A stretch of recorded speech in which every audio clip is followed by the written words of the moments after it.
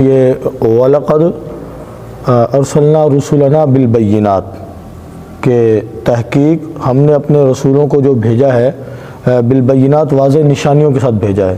یعنی ایک عام انسان اور نبی کے اندر ایک واضح فرق یہ ہے کہ عام انسان کے پاس کسی قسم کا کوئی معجزہ نہیں ہوتا، جبکہ جو اللہ کے جتنے بھی نبی آئے ہیں قرآن پاک کہتا ہے وَلَقَدْ أَرْسَلْنَا رُسُلَنَا بِالْبَيِّنَاتِ، ہم نے ان کو واضح نشانیوں کے ساتھ بھیجا، یعنی معجزوں کے ساتھ بھیجا. تو آپ صلی اللہ علیہ وسلم کے جو معجزات ہیں وہ بے شمار ہیں. تو ان میں 4 معجزے ایسے ہیں آپ صلی اللہ علیہ وسلم کے جو کسی اور نبی کو نہیں ملے، وہ آپ صلی اللہ علیہ وسلم کی خصوصیات میں سے ہیں. ان میں سب سے پہلا معجزہ جو ہے وہ قرآن کریم ہے. یہ قرآن کریم اللہ پاک کی ایک ایسی کتاب ہے، آپ صلی اللہ علیہ وسلم کا ایک ایسا معجزہ ہے کہ دوسرے کسی نبی کو وہ نہیں ملا. اور دوسرا جو معجزہ ہے وہ ہے صحابہ رضوان اللہ علیہم اجمعین کی جماعت. یعنی آپ صلی اللہ علیہ وسلم کے جو ساتھی ہیں اور آپ صلی اللہ علیہ وسلم کے جو جانثار ہیں، جو صحابہ ہیں، اس جیسی جماعت کسی دوسرے نبی کو نہیں ملی. اور تیسرا جو معجزہ ہے وہ ہے آپ صلی اللہ علیہ وسلم کی ختم نبوت، مہر نبوت.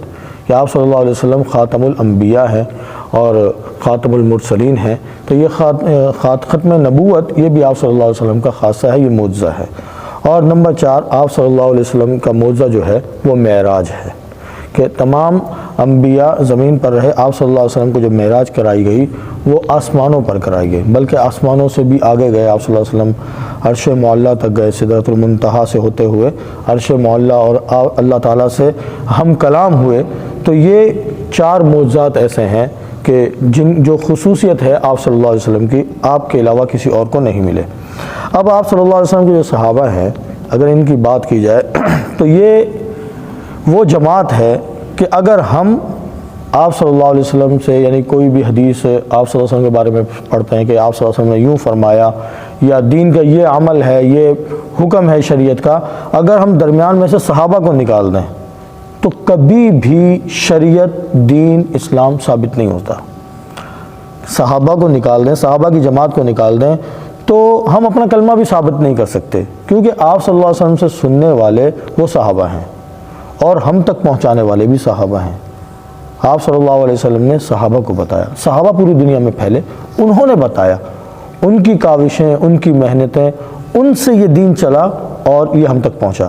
اگر کوئی شخص کسی معاملے میں یہ کہے کہ بھئی میں فلاں عمل مانتا ہوں لیکن اس عمل میں صحابی کا یہ قول نہیں مانتا، یہ صحابی کی یہ حدیث نہیں مانتا، تو وہ عمل ثابت کبھی نہیں ہوگا.